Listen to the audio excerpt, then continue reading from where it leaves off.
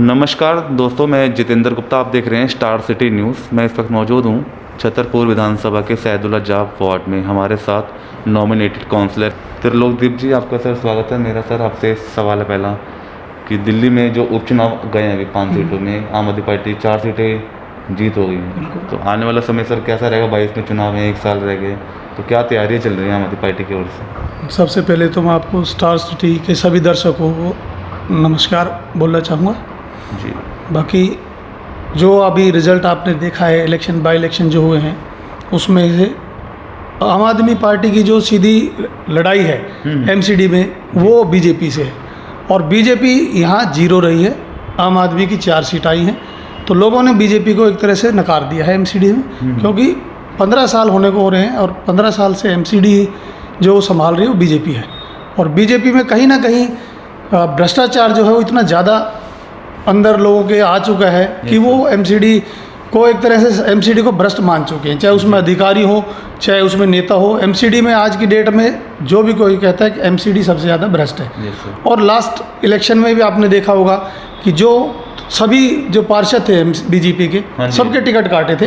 और शीर्ष जो इनके बीजेपी के नेता थे मोदी जी, उन्होंने ये कहा था कि एमसीडी में बहुत भ्रष्टाचार है, इसलिए हम सारी टिकट बदल रहे हैं। तो उन्होंने सारे अपने पार्षद थे वो बदल दिए थे और एक नई जो सोच दी थी कि भाई नए कैंडिडेट आएंगे और अब भ्रष्टाचार नहीं करेंगे। लेकिन दिल्ली में कहीं भी ऐसा नहीं लगा, ना हमें लगा ना आप लोगों को, या किसी भी पब्लिक में आवाज़ नहीं आई है कि अभी भ्रष्टाचार कोई कम हुआ एमसीडी में। तो कोई ऐसा चेहरा बदलने से कोई फ़र्क नहीं पड़ रहा। जब तक आपकी शीर्ष जो पार्टी नेता हैं वो इसको कंट्रोल नहीं करेंगे, भ्रष्टाचार ख़त्म नहीं हो सकता। सर, आपकी राजनीतिक जर्नी कब से जुड़ी हुई आम आदमी पार्टी में? मेरी आम आदमी पार्टी से जो जुड़ा हुआ हूँ वो लगभग 2015 के इलेक्शन जो थे उसके आसपास ही हुआ था मेरा जुड़ाव। और इलेक्शन के थोड़ा सा पहले, मतलब 6-8 महीने पहले, एक ग्रामीण मोर्चा जो है वो बनाया था आम आदमी पार्टी ने। और उसको बनाने में स्टार्टिंग से ही रोल था मेरा। हमारी जो टीम थी पूरी वो जुड़ी हुई थी, क्योंकि केजरीवाल जी का आदेश था कि ग्रामीण क्षेत्र में जो है पार्टी की पकड़ नहीं थी।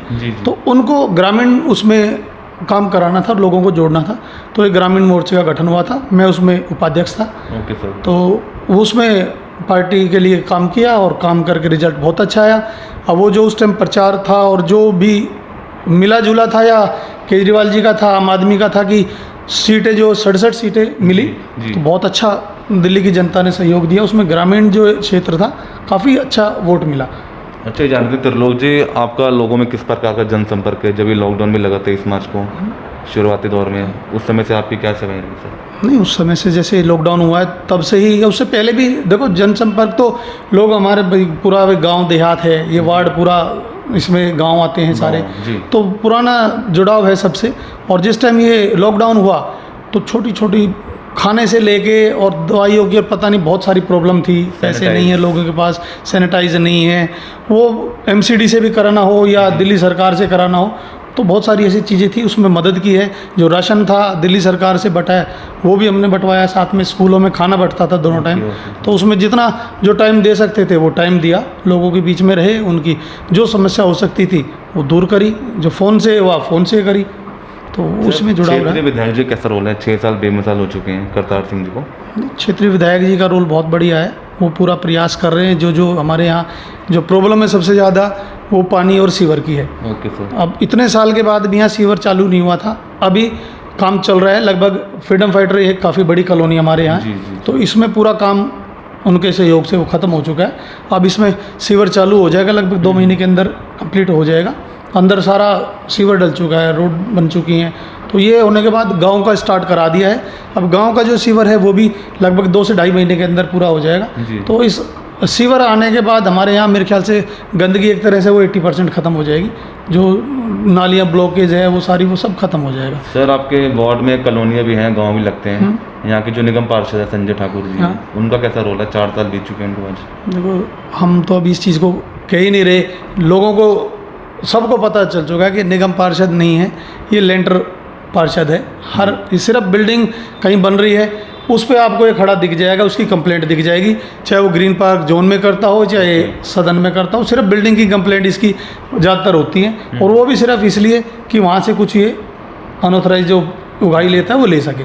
जिस दिन उनसे पैसे मिल जाते हैं चुप हो जाता है। उसके अलावा और कोई इसका काम है नहीं। सफाई कर्मचारी जितने भी हैं उसमें मेरे ख्याल से बहुत कम ही हैं जो काम पे आ रहे हैं। बाकी कोई ऐसा नहीं कि भाई काम कहीं आप किसी भी अपने इस सैला वार्ड में घूम के देख लो, सफाई कहीं है ही नहीं। पब्लिक क्या चाहती है इस बार, चेंजेस चाह रही है? पब्लिक पूरा पब्लिक के बीच में आप पता करो, पब्लिक खुद चेंज चाह रही है। वो तंग है इससे कि भी काम नहीं हो रहे कोई भी। मतलब जो पार्षद का काम है, हमने पार्षद का काम सुना है अभी तक कि सफाई सबसे पहले मेरा काम, साफ सफाई। और सफाई पार्षद का फंड जो होता है वो गांव में लगता है। हमारे यहाँ 4-5 गांव हैं, तो हर गांव में इसका फंड लग सकता है। ये नहीं कि सिर्फ अनऑथराइज कॉलोनी है, अनऑथराइज कॉलोनी के साथ साथ गाँव भी है। किसी गांव में आप जाके देख लो, इसने कहीं कोई काम नहीं कराया हुआ। नालियाँ सारी ऐसी भरी रहती हैं सुबह शाम, मतलब गलियों में निकल नहीं सकते। सीवर का काम चल रहा है, हम इसलिए अब कोशिश करें कि जल्दी हो जाए सीवर का, कि कम से कम ये जो सफाई नहीं करा तो बाकी काम तो हो सके। सर क्या माहौल बना हुआ है यहाँ का सैदुल्ला जब वार्ड को लेके? अगर आपको पार्टी उतारती मैदान में तो कैसा रहेगा यहाँ का? पार्टी उतारती है तो ये उनका निर्णय है सर माथे पे हमारे। और काम के लिए आप जनता में ज़्यादा पूछ सकते हैं कि काम के लिए मैं उनके बीच में होता हूँ कि नहीं होता, वो जनता ज़्यादा बताएगी। संगठन सपोर्ट करेगी आपको सर? हाँ, संगठन करेगी। संगठन में कोई ऐसा लोग उम्मीदवार के रूप में उतर के आते हैं? कोई नहीं, सब लोकल हैं हमारे। कोई ऐसा थोड़ी है कि आज उम्मीदवार उतर रहे हैं तो सारे हमारे पुराने यार दोस्त में ही हैं। कोई ऐसा नहीं है, किसी से कोई लड़ाई झगड़ा नहीं है। सब अपनी पार्टी की जो टिकट की लड़ाई है, सब अपनी इंडिविजुअल लड़ते हैं। टिकट के बाद जो है वो सारे हम इकट्ठे हैं। कोई ऐसी दिक्कत नहीं आनी चाहिए। बाकी कोई अगर 1-2 भाई नाराज़ होगा उसको मना लेंगे। अभी ऐसा कुछ लगता नहीं कि कोई नाराज़ होगा। सारे ठीक हैं, अच्छे मेहनत कर रहे हैं सब। अच्छा त्रिलोक जी, लास्ट में और कुछ अपील करना चाहेंगे जनता में? कोरोना दस्तक दे रहा है पूरे देश भर में। मैं देखो अपील यही करूँगा कि चाहे प्रधानमंत्री हो, चाहे मुख्यमंत्री हो, या जो भी पढ़े लिखे डॉक्टर हो या साइंटिस्ट हो, सभी कह रहे हैं कि कोरोना ये सेकेंड वेव आ रही है इंडिया के अंदर। आप इसको थोड़ा सा समझदारी से अगर करेंगे तो कंट्रोल हो जाएगी। मास्क लगाएं, कम से कम थोड़ा दूरी रखें। जो अवॉइड कर सके, फंक्शन हो या भीड़ का मामला हो, जितना अवॉइड कर सके अवॉइड करें। सैनिटाइज ज़रूर यूज़ करें। कम से कम आप कहीं भीड़ में अगर मजबूरी में जाना हो तो मास्क ज़रूर लगाएं। और जहां आपको बच सकते हो या कोई अननेसेसरी कोई प्रोग्राम नहीं करना हो, उससे बचा जा सके बचो।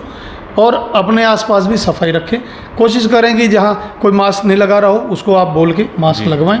तो ये अपनी भी सुरक्षा है और दूसरे की सुरक्षा है। तो मेन यही है, ये वेव है, ये शांति से निकल जाए सेकंड वाली, इसमें बचाव कर लें। टीके के लिए सीएम साहब की तरफ से ऑर्डर आ चुके हैं, सरकार की तरफ से आ चुके हैं कि 45 साल के जो भी 45 से ऊपर हैं उनको जो है वैक्सीनेशन हो रही है। आप सब वैक्सीनेशन लगाएं। उससे अगर कम का भी कोई है, कोई उसको अगर कोई बीमारी है, ऐसी डिजीज़ है, तो उसको इंजेक्शन प्रोवाइड है, वो लगा सकते हैं। तो ये हमारी सीधी बात त्रिलोक दीप जी से, स्टार सिटी के साथ मैं जितेंद्र गुप्ता।